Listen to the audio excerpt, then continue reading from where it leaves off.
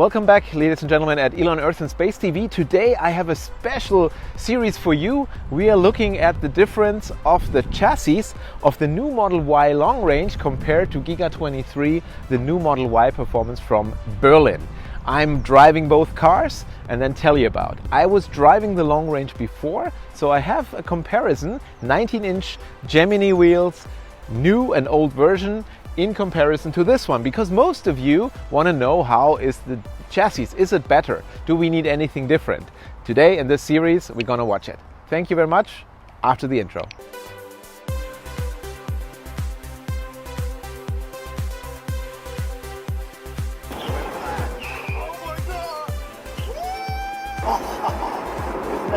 It's insane! Alright, ladies and gentlemen, let's go. We are comparing the chassis of the Model Y long range, the new version from China, compared to the 2021 model, and the final review in comparison to the Model Y performance from Berlin.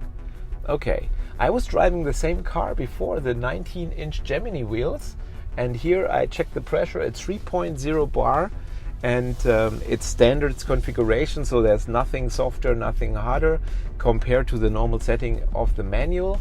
And I'm taking it on a short spin on the German Autobahn. We're driving about 120 kilometers per hour, so that's about 80 miles per hour, and in the normal range of the normal Model Y driving. In Germany, many people were complaining about this chassis to be jumping on the highway and being a little bit stiffer than it could be, and I was expecting this chassis to be a little bit improved throughout the new model, and we know that Tesla is always improving, constantly improving, so there should be some changes. When I'm driving here, we see some little bumps compared to the Model Y performance, which I was using to come here. It still feels very sporty, so it's not really super comfortable, but I said that before, it's important in this car that it's not too soft, because it's a very performant car with more than 500 horsepower. The Model Y is a fast car, and if you imagine you take it on a high-speed road, fast around corners, you don't want a really soft ride.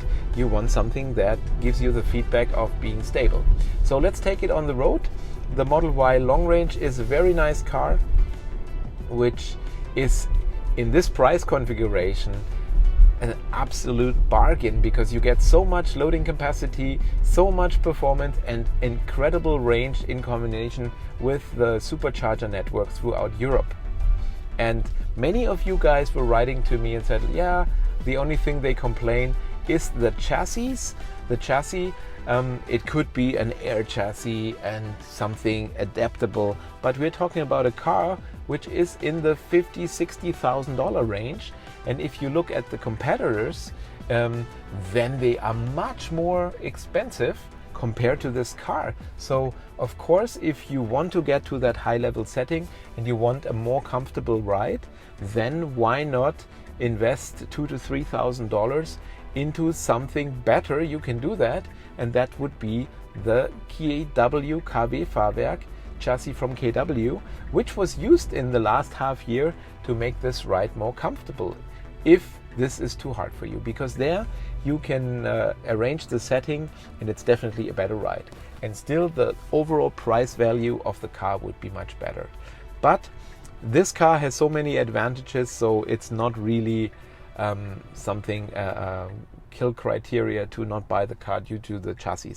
We're taking it on the Autobahn right now, short ride, and doing some little bumpy parts on this highway, and then I'll give you the feedback on that. All right, so let's accelerate to 120. Yeah, it's a fast car, so it's really cool.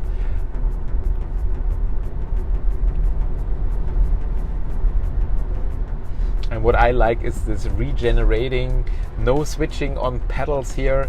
It just works one setting. You just take the foot off the accelerator and there you are.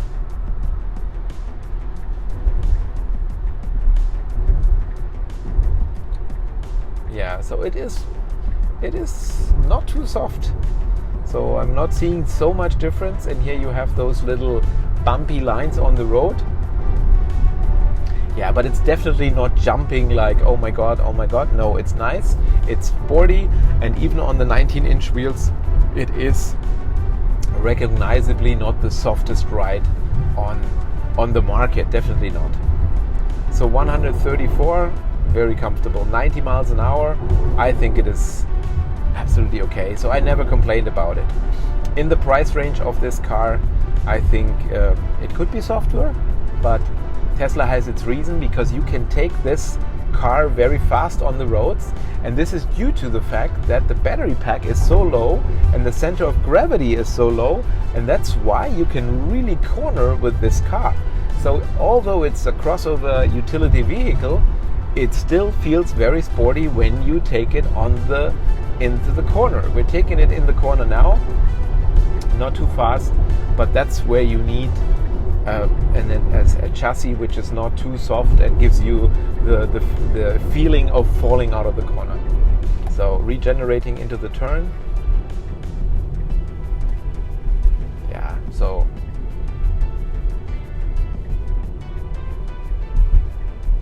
what I like about the Model Y also in comparison to the Model 3 is that a little bit higher seating position, and my favorite part is this armrest where you can really put your elbow on.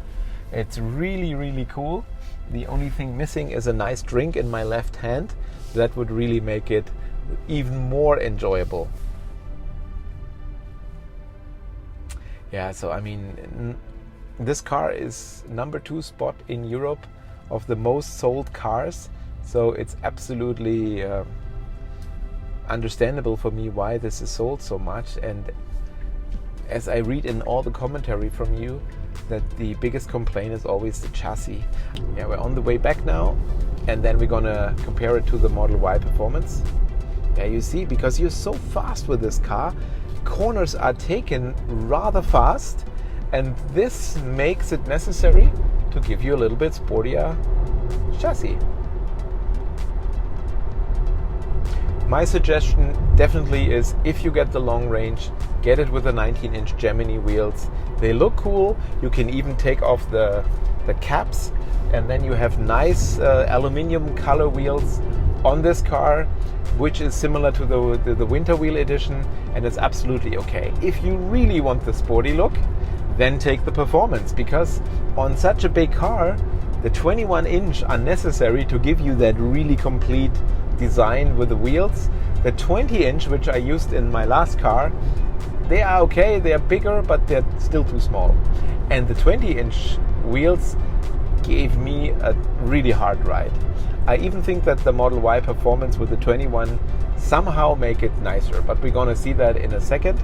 And now let's take it back to the Model Y performance and we check into the Model Y performance.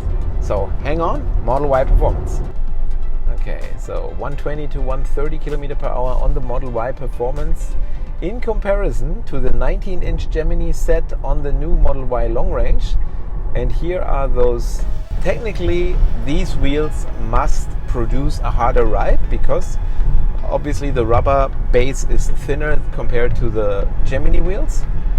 But I think that this performance chassis and the performance make a very good job not to give you the impression that it is harder. So it is definitely okay. My recommendation is, if you want a softer ride, you should think about investing about $3,000 into the KW Fahrwerk chassis from KW. You have a super adaptive chassis.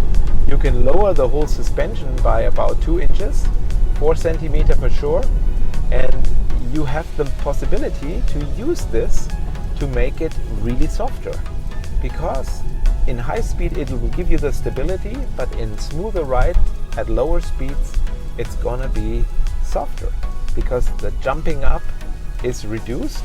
Although on both of these cars with a standard chassis it is absolutely okay. Yeah, so I think this is fine, and it's not that much harder than the Model Y long range. In the other one, there was not much difference to the Model Y long range from 2021. All right, I'll see you for the final final grading outside the car. All right, ladies and gentlemen, the final review. We drove both cars. The long range, no big change I can feel compared to the previous version. The Model Y performance a little bit harder, more sporty, but both cars absolutely acceptable. And if you really want to improve the quality of the ride, take $3,000, buy the KW chassis, or on this one maybe do some different springs, but I think we can live with it. If you really want a super class, high class chassis like in a double price BMW or Mercedes, you can wait for the Model X and it's gonna be perfect, or you invest those $3,000. But for the normal average person, I think the quality of the chassis in here absolutely sufficient, and the price value of both cars is phenomenal in any way. But now, as promised, some differences I wanted to show you at the end. The difference in the production Model Y long range compared to the performance. I show you the seating. This is the difference, that the seats in the Model Y long range are just the normal stitching here, so you don't have this double row in here. It's just going up here, and this has been changed in the Model Y performance, and I show you here. You can see here are those two lines which are additionally in comparison to the Model Y long range from China. So it's going to be interesting if the Model Y long range from Berlin is going to have these seats, or if these seats are just for the performance model. And now I show you the difference in the back. You see here this carpet, which prevents that in the back those seat belts are producing noise. And if you see that in the current Model Y long range, it's still this plastic material, this hard plastic, which can produce this noise. I never noticed this in the past, so I think it's not that bad. But somebody of you mentioned this is the difference. And then in the trunk, you see the difference that there is no headrest. This is a third-party headrest. And here, to connect something, this locking is not present in the current Model Y. And I show you in the Model Y performance, it is. There is something here which helps you to, if you want to lock down some cargo, you can find those connecting ports here on this side and on this side. So those are the differences, the minor differences I wanted to show you in this video. Well, thank you for being my guests on this show, and I'm gonna continue to talk about Tesla, the electric revolution, and all the facts from Europe. With Giga Berlin opening, those models are running off Berlin right now, and this is number 23. And I hope you like the show. Tomorrow I'm gonna present myself with a car at one of the superchargers north of Cologne, and many of the subscribers can be there. And I hope to see you again here on the channel. And thank you for leaving a subscription or leaving a thumbs up. Until next time here at Elon Earth and Space TV. Bye.